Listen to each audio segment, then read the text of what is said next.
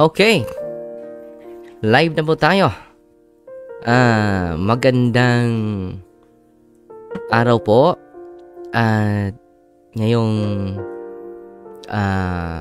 oras na ito, ngayong alauna, pupunta na tayo sa La Victoria, Valencia, Bohol for sports and evangelization. Nandun na yung mga tao naghihintay sa atin. Pero bago tayo pupunta doon, may i-unwind tayo na may sakit dito sa Kanlunsong, Valencia, Bohol. At salamat sa Diyos, no? Nagkapahinga tayo ng mataas na oras. At galing pa tayo nagbinyag 4 na mga kabataan ang nakatanggap ng bautismo, mga kapatid. At ang daming mga paninoy at paninay na nangugos, no? Ngayon, ang isi-share ko sa inyo, mga kapatid, healing moment. At naalala niyo yung ibinahagi ko na nakapunta ako dun sa isang hospital dito sa probinsya sa Bohol, sa siyudad sa Tagbilaran. At isa sa mga pasyente natin doon, merong 8 demonyo pala nakapasok sa kanyang katawan. At ngayon ay malaki na ang kanyang improvement talaga. Natutuwa po ang buong pamilya. Natutuwa po ang kanyang asawa, pati siya. Dahil yung kanyang tiyan na malaking malaki ay lumiliit na, no? At ang kanyang mga namamaga na mga paa ay lumiliit na din, pati na ang kanyang bayag. Just imagine na, ang bayag niya ay nakaabot sa tuhod niya. Grabe yung paglaki sa kanyang bayag. Pero ngayon, mga kapatid, dahan-dahan, no, na bumalik sa ordinaryo, sa normal na size ang kanyang bayag, no? Siya po ay lubhang natutuwa, mga kapatid. At patuloy pa rin ang ating series of deliverance sa kanya. At ang kanyang asawa, sabi niya, "Father, alam mo ba, may ikwento ako sa iyo. Pagpunta mo doon sa hospital, di ba, mga tao ay nag-gather, no? Dumami yung mga tao kahit sa labas. Nanonood while I am performing the prayer of deliverance sa kanyang asawa." So, yun ang tagabantay sa mga pasyente. At paglabas ko sa kanilang ward, sabi ng mga tagabantay sa mga pasyente nila, "Father, dito ka sa ward namin. Ang gusto namin ipa-unwind." Isa doon ay isang nanay na grabe na yung kanyang kondisyon. Grabe na yung kanyang kalagayan. So, nag-decide na ang doktor na tubuhan siya, no? Dahil hindi na talaga delikado na kanyang desisyon, 50-50 na. Kinabukasan, mga kapatid, nagdala na ang mga doktor sa mga gamit para i-install na sa kanyang katawan yung tubuhan na yung pasyente. Nabigla daw ang doktor. Bakit nabigla ang doktor, mga kapatid? Completely healed na po ang pasyente. Hindi na dapat tubuhan. Anong nangyari, mga kapatid? Tumatanggap lang siya sa sakramento. Sacrament of confession. Sacrament of anointing. And the sacramentals. Sacramentals are the prayer of the church, the holy anointing oil, holy and exorcise oil. Yun ang lang natanggap niya. At hindi ko na nabigay ang Eucharist dahil naubusan na po ako. Dalawa lang yung nagpa-schedule ko doon sa mga pasyente. Alam nyo, maabot sa more than 20 ka mga pasyente ang nagpaanuan ko, humingi ng sacrament. So, binibigay ko hinahati-hati ko na ng kaunti yung Eucharist dahil 3 lang yung nadala ko. So, hinati ko ng maliit yung Eucharist. Pero dahil sa dami nila, hindi ko na nabigyan ng iba. Pero yung isa, nagulat nga ang doktor dahil lalagyan na siya ng tubo sa kanyang, dahil nahirapan siya 50-50. Pero alam nyo, sa araw na yon, the following day, agad, lumabas na ang may sakit. Yun po ang sabi ng asawa ng kapitan. No? Very inspiring, mga kapatid. Sinishare ko po ito sa inyo para ma-inspire ang mga pari, para ma-empower ang mga pari to be generous enough in administering the sacraments. Because we know that the sacraments there are one of the criteria of the sacrament of initiation, sacrament of commitment, and sacrament of healing. The sacrament of healing are the confession, the anointing of the sick. Pangatlo, the source of healing is the Eucharist. No? Kung ma-prepare na sila for confession, it is a spiritual proper disposition before receiving the Eucharist. Is the confession.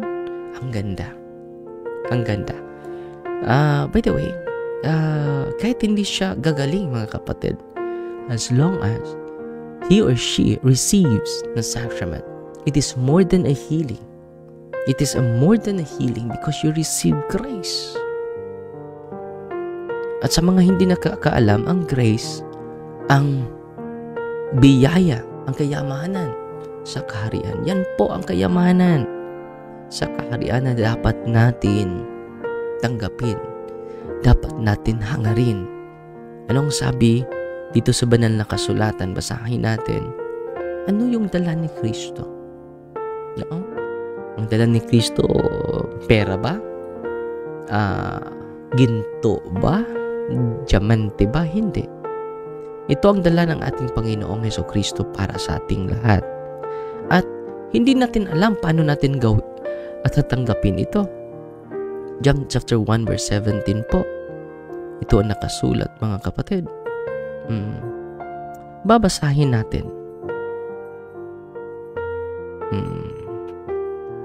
Sa Tagalog lang. Pili tayo ng salita ng Diyos. Ito ang sinabi ng ating Panginoon.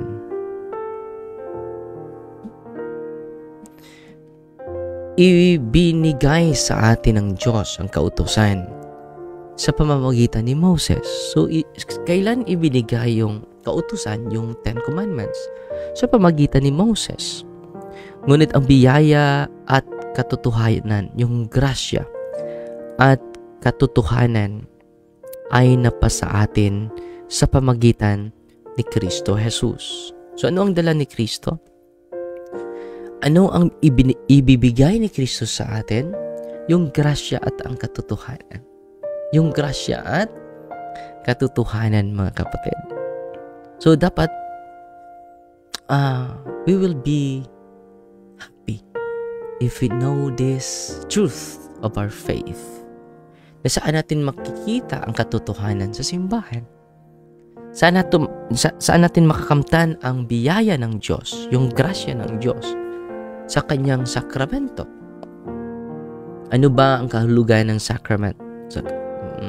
Sacraments. Babasahin natin, mga kapatid. Sacraments, ito ang nakasulat sa ating katekism, mga kapatid. Mas mabuti na ating babasahin ang official teaching sa simbahan about sa sacraments.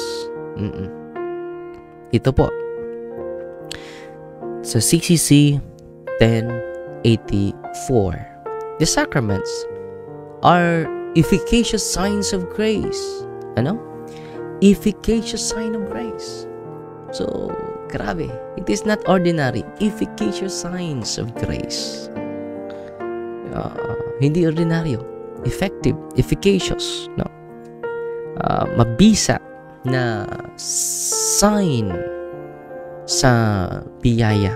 Instituted by Christ. So, si Kristo mismo ang nag-institute nito. Siya mismo ang pakana nito. And entrusted to the church by which the divine life is dispensed to us. In other words, the sacrament is a sacred and visible sign that is instituted by Jesus to give us grace, an undeserved gift from God. Undeserved gift from God. We are not worthy. We are not deserving to receive it. So, grabe mga kapatid, ha? So, dito mga kapatid, sinishare ko sa inyo, efficacious sign of grace.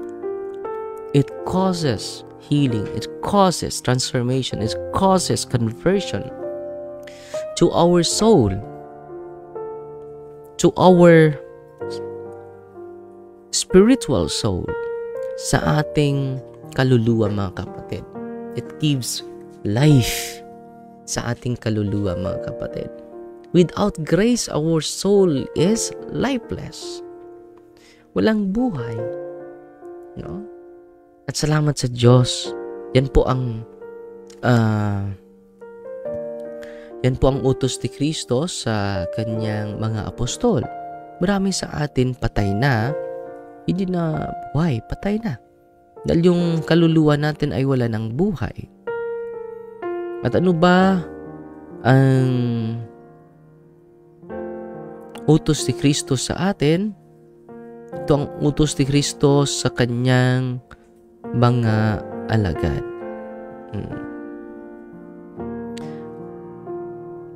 Ito sa isa sa mga utos ni Kristo.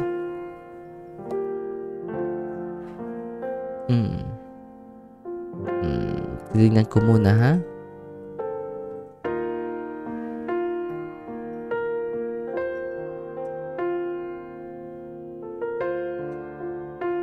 Isa sa mga utos ni Kristo sa kanyang mga apostol. Pagalingin nyo ang mga patay, buhayin nyo ang mga patay. No? Pagalingin nyo ang may sakit, buhayin nyo ang patay. Matthew chapter 10, verse 8. Pagalingin ang mga may malubhang sakit sa balat para maiturin silang malinis at palayasin ang masamang espiritu. Tinatanggap nyo ang kapangyarihang ito na walang bayad, kaya ipamahagi rin ninyo na walang bayad. Mahagi din nyo na walang bayad. So, kita ninyo mga kapatid, isa ito sa mga utos ni Kristo sa amin, sa mga apostol, sa aming mga pari. Buhayin nyo ang mga patay. Marami yung kaluwa ngayon patay na because of the absence of Christ. Bakit hindi tayo nakatanggap ng grasya? Dahil hindi tayo pumupunta sa sakramento. Kailan lang tayo pupunta sa pare? Kailan lang tayo pupunta sa kay Kristo sa pamagitan ng kanyang kaparian? Kung malapit na tayo mamatay mga kapatid, hindi na tayo magkapagsalita ng kahit na ano.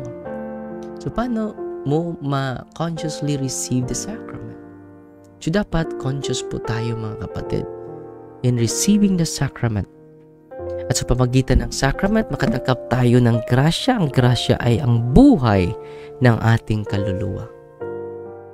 Kaya nga, maging matatag yung kaluluwa natin. Dahil si Kristo ay nagdala ng biyaya, nagdala ng grasya para sa ating lahat. Amen? So, may 4 minutes lang tayo. I-recognize natin yung mga kapatid natin dahil pupunta na tayo sa kabundukan, mag-anointing tayo sa may sakit.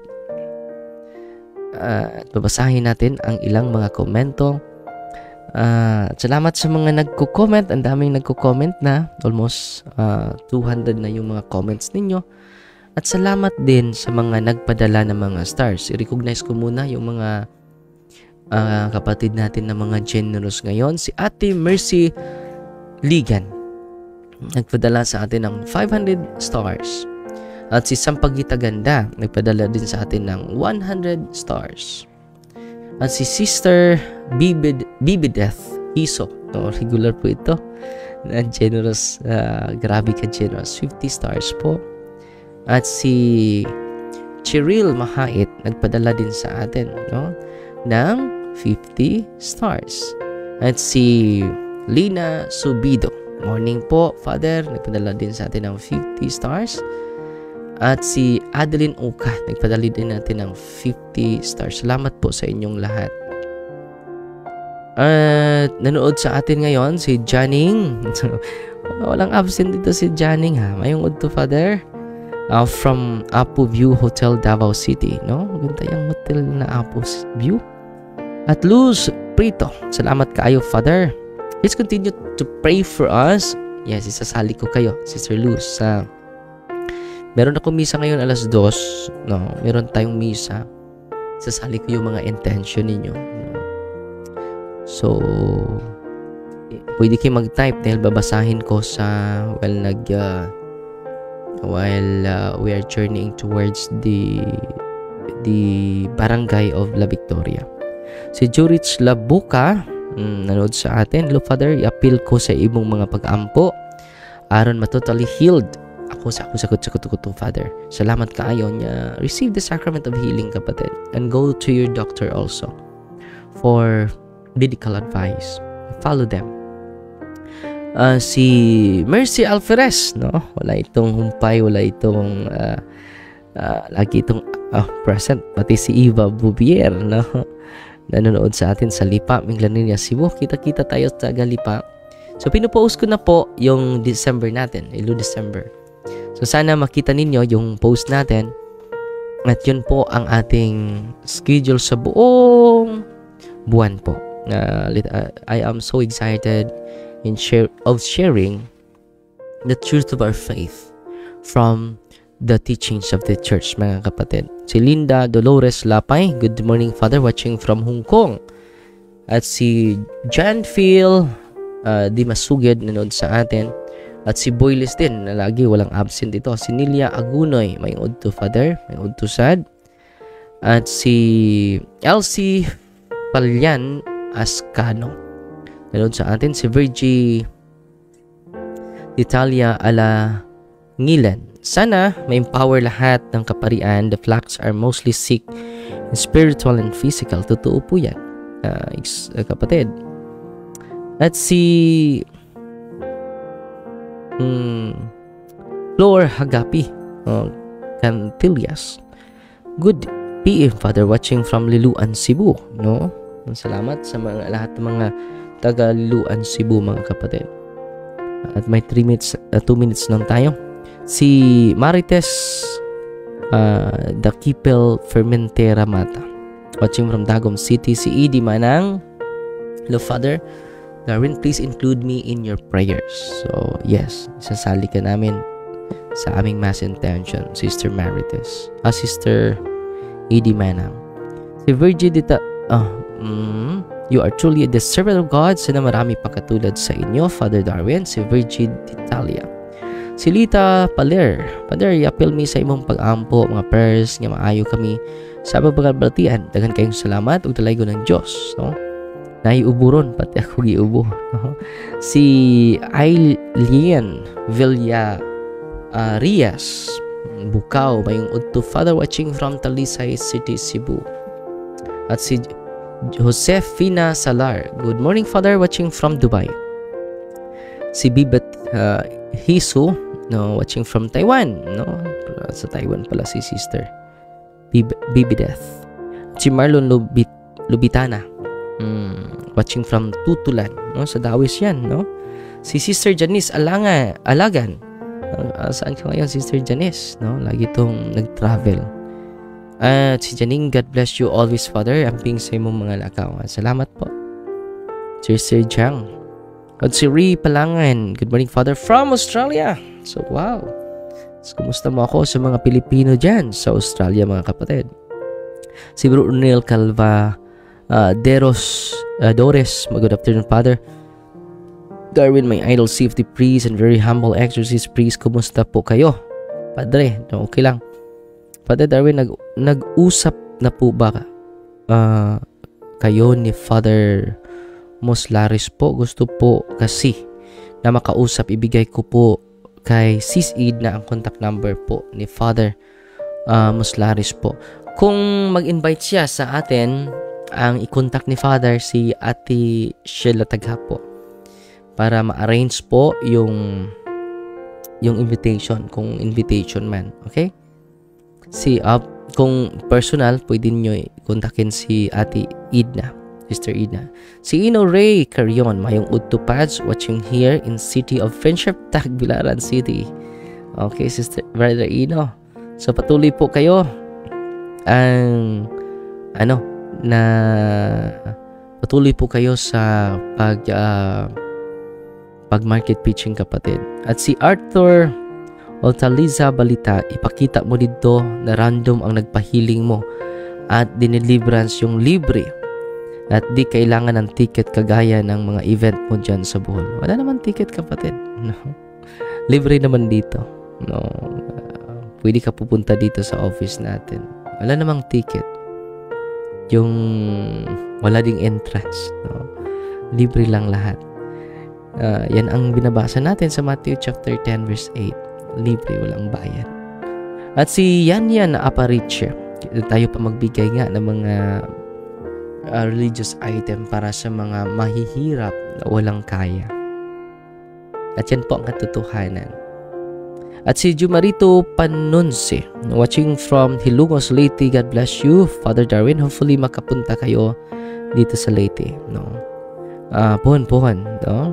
May ticket, nagpabayad ka, may ebidensya yan. Ikinakalat ka.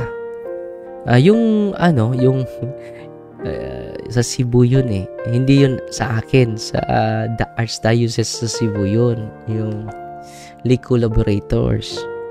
Hindi po yun sa atin. Sa Archdiocese po yun. Kay Bishop Palma. Yung registration na iyon, ibabayad yun sa hotel. Dahil invited lang ako doon. So, hindi po yun. It is for the accommodation and food. 5 days po. Just imagine 1.5 lang ang magagastos mo within 5 days na talk. Meron tayong mga international speakers dyan. At hindi po ako nagpakana doon. Ang Archdiocese of Cebu approved by Archbishop Palma.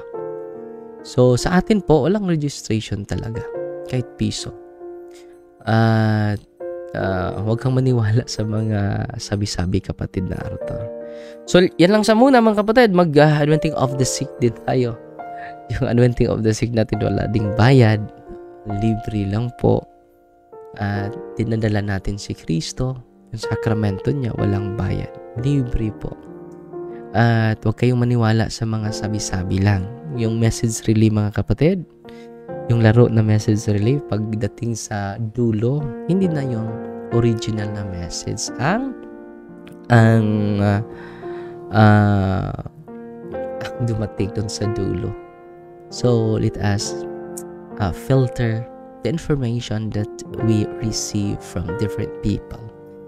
And let us pray one another, mga kapatid. Amen? At salamat, Sister Beth Kabatingan, nagpadala sa atin ng 50 stars. God bless you po. Fighting Maria, Tatak CFD with a humble heart. Amen.